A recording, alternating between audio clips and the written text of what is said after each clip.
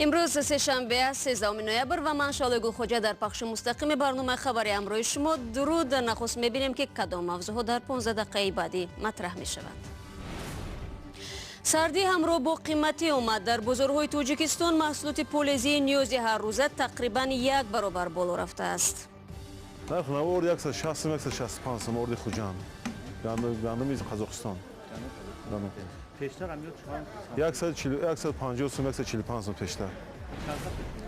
ҳалокати як сокини шаҳри Кулоб зери чархи мошини корманди БДА. ақрабои маид метарсанд ки омили садама аз таъқиби қонун мераҳад.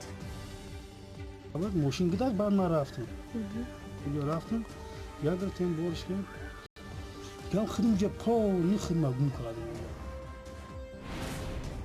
аз ёрдамчии устод то соҳиби коргоҳ дар амрико ва ё чӣ гуна як зодаи тоҷикистон тавонист дар кишвари имкониятҳо соҳибкорӣ муваффақ шавад.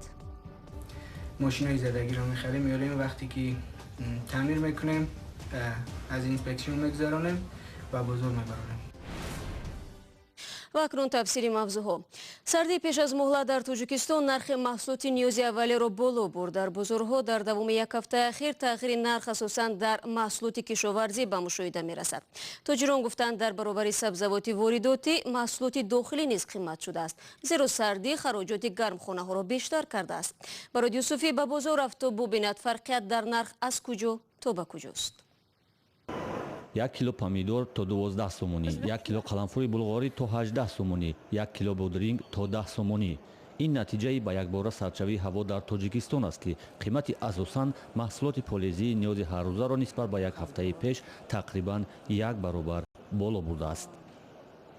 قیمت چیدنش که ایامی برف ده وقتی که برف میزنه уже теплица محکم میشن هوا میکنن расходшон калон мешавад ай ҳамун ҳисоб 1 сум ним сум мехезад.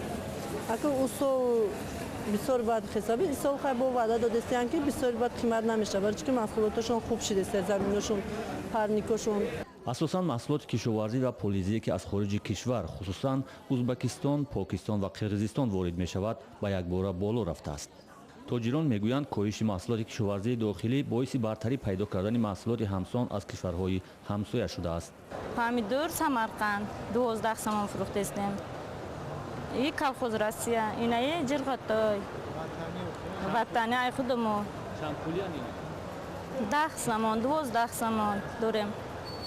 бодрин самарқандӣ ваям 10 сомон. ина бақлаҷон самарқандӣ болгарский ай худумо и самарқанда. дар 2-3 рӯзи қабл нархи 1 кило сабзӣ то 4 сомонӣ фурӯхта мешуд, зеро маҳсулоти сабзии дохилӣ ҳанӯз вориди бозор нашуда буд. дар бархи бозорҳо ҳанӯз ҳам ҳамон нарх аст. асосан бо ин қимат сабзии воридотӣ аз қирғизистон фурӯхта мешуд. امی سازی تو 4 سومون بود وقتی قمسانگیر برومد و خیشه تو 3 سومون فروختیم و تو 3 سومون. حاضر دیگه قمسانگیر که برومد ارزان‌تر 2 سومون و نمیگیرن برای هم نمیگیرن. дар баробари гароншавии маҳсулоти полезии кишоварзии воридотӣ нархи орди гандуми қазоқистон низ боло рафтааст.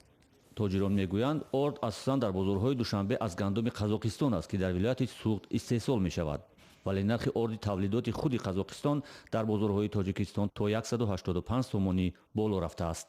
نرخ نوار 160 165 مورد خوجان گندم از قزاقستان پیشتر هم 150 145 پیشتر. چند قپت ягон 2 моҳ пеш. гароншавии нархи маҳсулоти кишоварзӣ дар тоҷикистон маъмулан дар фасли зимистон ва аввали баҳор зиёд ба мушоҳида мерасад, зеро тавлидоти гармхонаии маҳсулоти полезиро кишоварзон дар ин фаслҳои сол фурсати муносибе барои дарёфти даромади бештар унвон мекунанд. рӯ меорем ба мавзӯъҳои дигар. дар ҷануби тоҷикистон як сокини шаҳри Кулоб зери чархи мошини корманди бозрасии давлатии автомобилӣ ҳалок шуд. фалокат охири ҳафтаи гузашта ба вуқӯъ пайваст, аммо пайвандон мегӯянд то ба ҳол аз мақомоти ҳифзи ҳуқуқ ҳеҷ кас ба дари онҳо наомадааст. нигаронии наздикони марди фавтида низ аз он аст ки чун гузаштаҳо омили садама бинобар корманди сохтори интизомӣ буданаш беҷазо мемонад. гузориши маҳмуҷон раҳматзодаро шодмони ятим тақдим мекунад. шаби 8 ноябр дар ин кӯчаи Кулоб Қурбоналӣ Ҳакимов сокини ин шаҳр зери чархи мошин монда ҷон дод. ронандаи мошин Аъзам Амиршоев корманди бозрасии давлатии автомобилӣ رسما برای زیر کردن قربانعلی 44 ساله بیانات داده است. سراج‌الدین سلطانov میگوید همکارش قربانعلی آن طرفی راه برای خرید نان گذاشته بود و میخواست خانه رود. آدم چرا گذاشت این خرابه پالاسا را گذاشتن که ماشینو ما شاکی دیگه. تو میرم که ایس با ماشینو می سابد ماشین گذاشت بعد ما رفتم. رفتم یادم تیم بورش کرد. گام خودم جه پا نی خدمت گم کردم. قربانعلی حکیمov در راه به سوی بیمارخانه به هوش نآمده جان داده است. پیوندانش میگویند به مقامات رسما شکایت خواهند برد تا گناهکار مرگ قربانعلی از روی قانون جزا داده شود.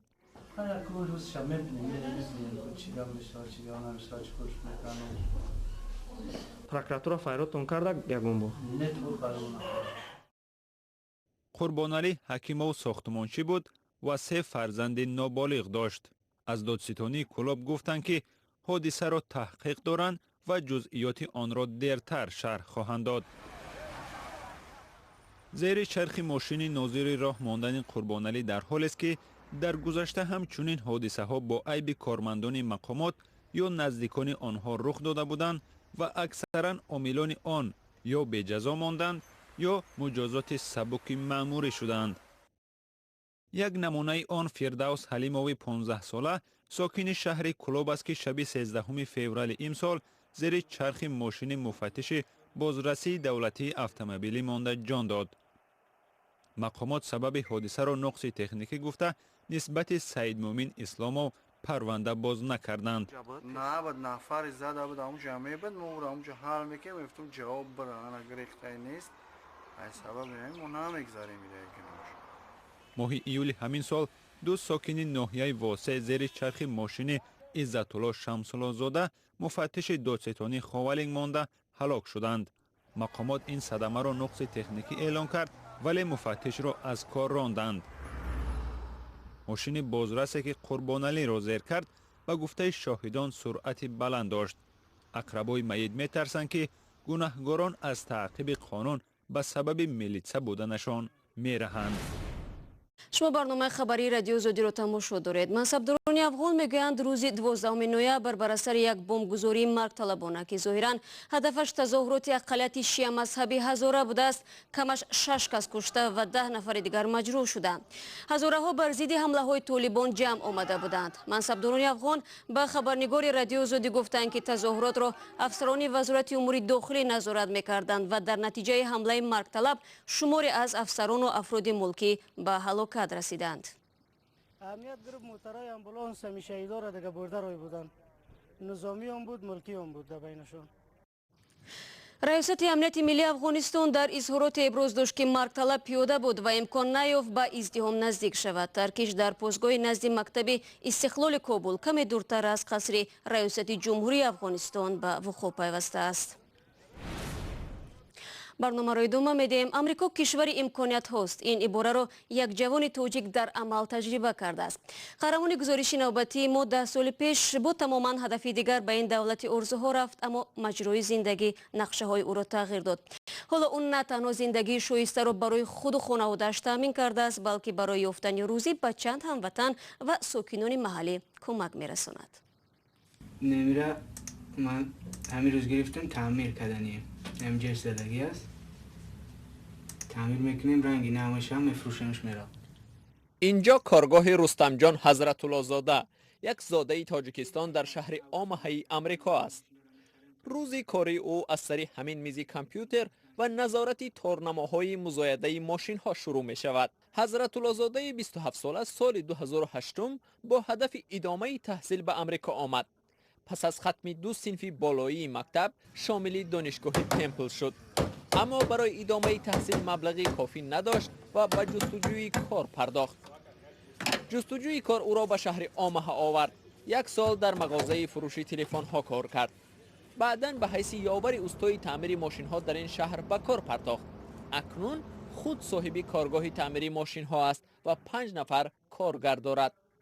در یک هفته 4-5 ماشین تعمیر میکنیم. مشتری هایی داریم که ماشین هاشون رو اگر در یکون اکسیدنت فروین اگر میارن ما همجا ماشین رو تعمیر میکنیم از اuksion ماشین میخریم، از ماشینای زدگی رو میخریم، میاریم وقتی که تعمیر میکنیم از اینسپکسیون میگذرونیم و بازار میبرونیم. رستم جان حضرت الله زاده در حال صاحبکاری خود را پیش میبرد که پرزیدنت دونالد ترامپ با کار تامین کردن خود امریکایی ها را در اولویت قرار داده است. اما حضرت الله زاده میگوید شرایط کار و پیشبرد تجارت برای آنهایی که قانونی در امریکا کار و زندگی میکنند هیچ مشکلی ندارد. اونجا داریم کار میکنیم، نلاگویش رو در وقتش میسپاریم، مشتری ما همه وقت از ما خرسند است، یگان کامپلین نداریم. این مهاجر تاجیکی 10 سال باز در امریکا قرار دارد میگوید با شهروند این کشور خانه‌دار شده و صاحب فرزند شد. او آینده خود و فرزندانش را پیوند با امریکا می‌بیند. سال 14 من گرین کارتم رو گرفتم. اویلم هم همینجا است، فرزندار هستم، فرزندم 18 ماه است، نامش زکریا. بازیم و شما صورتش نشون میدیم. فرزند من است، 18 ماه شد، انشاءالله دیومش پیدا میشود. با وجود کار و زندگی در امریکا حضرت الله زاده میگوید ارتباطش را با تاجیکستان نکنده است و سری چند وقت به والدین و پیوندانش کمک‌های مالی میفرستاند. خبر و حادثه های تاجیکستان را نیز از تارنامه‌های آژانس‌های خبری پیگیری میکند. پس از 10 سال غربت تابستان آینده نیتی سفر به تاجیکستان را دارد.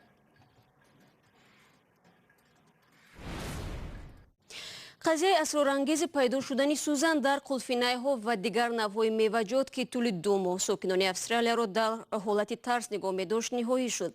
روز دوشنبه پلیس بریسبن در این رابطه زنی را بازداشت کرد. نسبت دستگیر شده وابسته به 7 حالت استفاده سوزن در میوه‌ها عیب اعلام گردیده است. پلیس میگوید می‌اوترین ساکن 50 ساله شهر کابلچر قبلا در یکی از شرکت‌های پرورش میوه‌جات کار می‌کرده است. با گفته تفتیشات این زن به خاطر ستانیدن قصاص و رسانیدن ضرر مالیوی به سابق کاردهنده‌اش سوزن‌ها را به میوه‌جات خلانده است. در پی حادثه اول ما 230 خبر شبیه از گوشه‌های مختلف استرالیا دریافت نمودیم. 68 صادرکننده قلفینه از جمله 49 صادرکننده از منطقه کوینزلند زیان دیدند. اکثر خبرها با یافتن سوزن در قلفینه رابطه داشتند. 186 حادثه به قید گرفته شد. از عمل این زن چندین مرکزهای تجارتی بزرگ استرالیا و زلندیای نو زیان دیدند. مغازه‌ها مجبور شدند فروش قلفینه‌ها را باز دارند. شرکت‌های استحصال کننده این میوه‌جات خود را نابود کردند. اگر عیب زن بازداشت شده در دادگاه تصدیق شود به او تا 10 سال زندان تهدید می‌کند. و کمیته حالتهای فوق‌العاده تاجیکستان در یک وضعیت صدموی بودن چند خانه را در محله زینب بیبی شهر دوشنبه تصدیق کرد. مقامات از کارخانه آب و کاریز پایتخت خواستند که هر چه زودتر قبور فرسوده را عوض کرده ساکنان را از خطر احتمالی رهانند. رادیو آزادی در آغاز ماه نوامبر خبر داده بود که حداقل 4 منزل در کوچه زینب بیبی شهر دوشنبه با خطر فروروی روبرو شده است. مسئولان کمیته حالتهای فوق‌العاده روز 13 نوامبر در پاسخ به رادیو آزادی گفتند که وضعیت را یک هیئت رسمی سنجید و گزارش تصدیق خود را یافت. کارخانه آب و کاریز وظیفه‌دار شد که در فرصت کوتاه‌ترین مشکلات مردم را برطرف سازد و حالت صدموی را که بر اثر سوراخ شدن قبور آبگذر پیدا شده است از بین برد.